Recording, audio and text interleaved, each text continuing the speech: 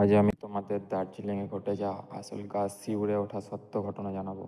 তোমরা হয়তো ভাবছো এত রাতে এমন জায়গায় কেই বা যায়, কিন্তু কখনো কখনো এমন পরিস্থিতি আসে যখন না চাইতেও ভাগ্য সেখানে টেনে নিয়ে যায়।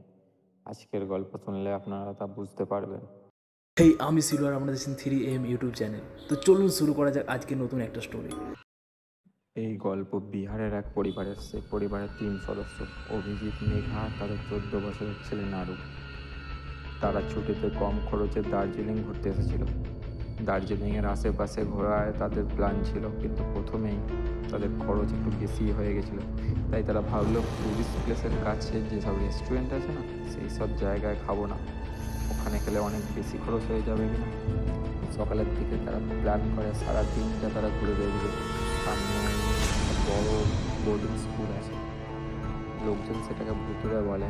তার সামনে একটা পার্ক রয়েছে, সেটাকেও লোকেরা ভুতুড়ে বলে।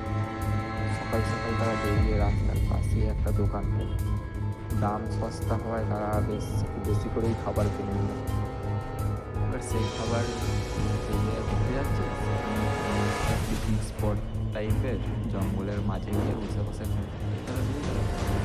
সকাল থেকে মোটামুটি ঘোরার পর ওই দুপুর 3টে সাড়ে 3টে নাগাদ জঙ্গলের থেকে কিছুটা সাইডে বাকি লোকেরাও দুপুরে টিফিন খাচ্ছিল, সেখানেই তারা জায়গা খুঁজে নিল তাদের দুপুরের টিফিন খাওয়ার জন্য।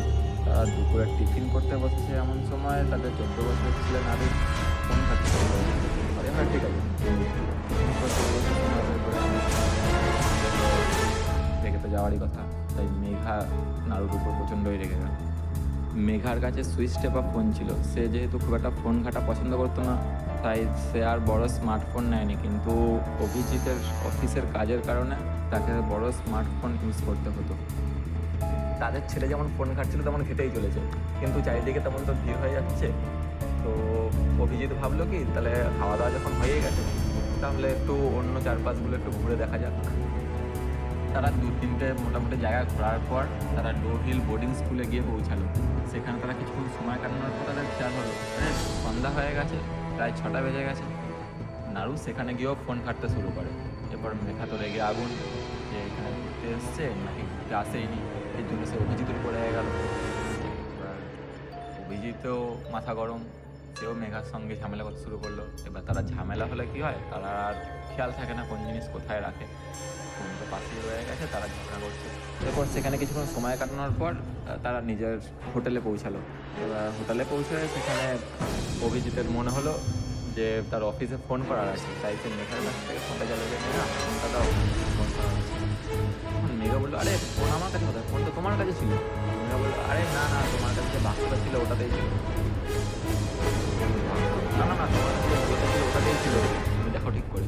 এবার দুজনেই তো রেগে আগুন, দুজনের কারোর কাছেই ফোন নেই। এবার তারা দুজনে মিলেই নাড়ুর দিকে তাকালো। নাড়ুকে জিজ্ঞাসা করলো যে নাড়ু, তোমাকে যে ফোনটা রাখতে দিয়েছিলাম ফোনটা কই? নাড়ু তো বলে উঠলো, বাবা আমি তো তোমাকেই ফোন দিয়ে দিয়েছিলাম, তুমি মাঝে মাঝে ফোনটা একবার করে চেক করছিলে, তখন তো আমি তোমাকেই দিয়ে দিয়েছিলাম। এবার তো মহা মুশকিল, ফোন তিনজনের মধ্যে কারো কাছেই নেই। এবার অভিজিৎ ভাবতে লাগলো, তাহলে ফোনটা রাখলাম তো রাখলাম। এবার অভিজিৎ তো রেগে গেল যে ফোনটা কোথায় রেখে এলাম। মেঘা বললো, তো ফোন করে দেখো না কোথায় ফোনটা রেখে এসছো, ফোন রিং বাজলে তো সেখানে দেখতেই পাবে, শুনতেই পাবে। কিনা ফোন কারোর হাতে পড়ে যায়, রিং শুনে সে যদি ফোনটা নিয়ে নেয়, এত কষ্ট করে টাকা জমিয়ে জমিয়ে ফোনটা কিনেছে। অভিজিৎ কারোর হয়ে বলে উঠলো, আমি ফোনটা খুঁজে আসছি, তোমরা এখানেই থাকো। কিন্তু মেঘা বললো, না না তুমি একা কেন যাবে, তোমার সাথে আমরা যাবো। অভিজিৎ বললো, না না তোমরা এখানেই থাকো, সন্ধ্যা হয়ে গেছে, আমি নিজে গিয়ে ফোনটা খুঁজে আসছি। কিন্তু মেঘা তাতে রাজি হলো না।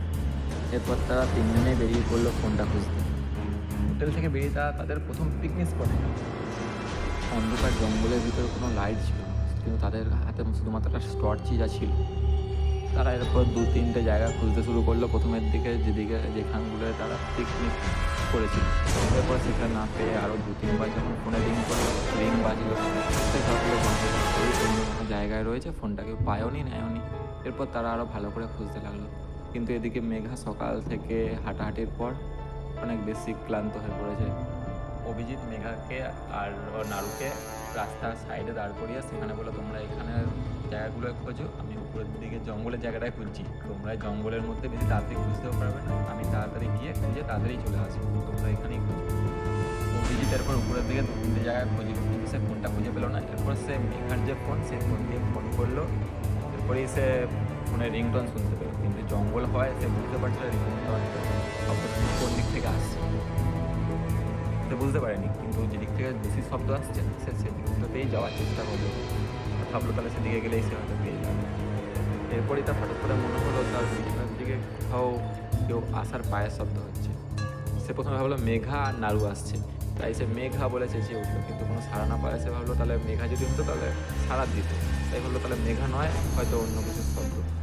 কিন্তু বারবার তার মনে হতে লাগলো পিছন থেকে কেউ না কেউ তো বারবার বুটের শব্দ সে আসছে পিছন থেকে।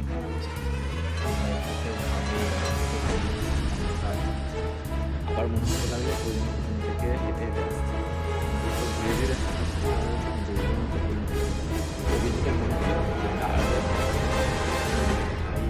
তাদের আগে কেউ তাদের ফোনটা খোঁজার চেষ্টা করছে, এই কথা ভেবে তাই সে যেখান থেকে ফোনের আওয়াজ আসছিল সেদিকে খুব তাড়াতাড়ি দৌড়ে গেল।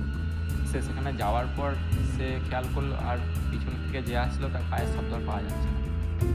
এরপর তাই সে আবার তার নিজের ফোনে রিং করলো, আর তার ফোনের রিং কাছ থেকেই শোনা যেতে লাগলো কোনো এক জায়গা থেকে, তাই সে আবার তার ফোন খোঁজার দিকেই মনোযোগ হলো। কিন্তু এবার মনে হলো না ফোনটা আগের বার যতটা কাছাকাছি রিং হচ্ছিল এবার যেন তার থেকে বেশি আরও দূরে পিছিয়ে গেছে।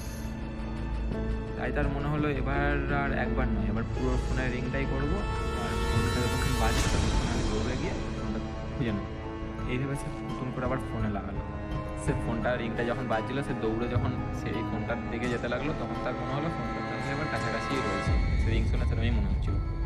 এরপর যখন সে ফোনের কাছে গেল দেখলো ফোনের রিংও বাজছে, ফোনের লাইটও জ্বলছে, কিন্তু ফোনটাকে যেন অভিজিৎ ভাবলো আমার পাশ থেকে যে দৌড়ে বা হেঁটে যাচ্ছিলো সেই হয়তো আমার আগে গিয়ে ফোনটা খুঁজে পেয়েছে, তাই একটু সে ঘাবড়েই গেল আর ঘাবড়ানো গলায় বললো দাদা দাদা ফোনটা আমার, ঠিক আছে ফোনটা কিন্তু আমার। কিন্তু বারবার জিজ্ঞাসা করা সত্ত্বেও সামনের মানুষটা কোনো উত্তর দিচ্ছে না। এবার অভিজিৎ বুঝতেও পারছে না ওটা ছেলে না মেয়ে, কেননা তার শুধু হাতটা দেখা যাচ্ছে, শরীরের বাকি কিছু দেখা যাচ্ছে না। গাছের সামনে গেল, সে দেখছে ছেলে নাড়ুর বয়সেই কোনো এক ছেলে, কিন্তু অবাক করার ব্যাপার হলো তার গলা কাটা ছিল।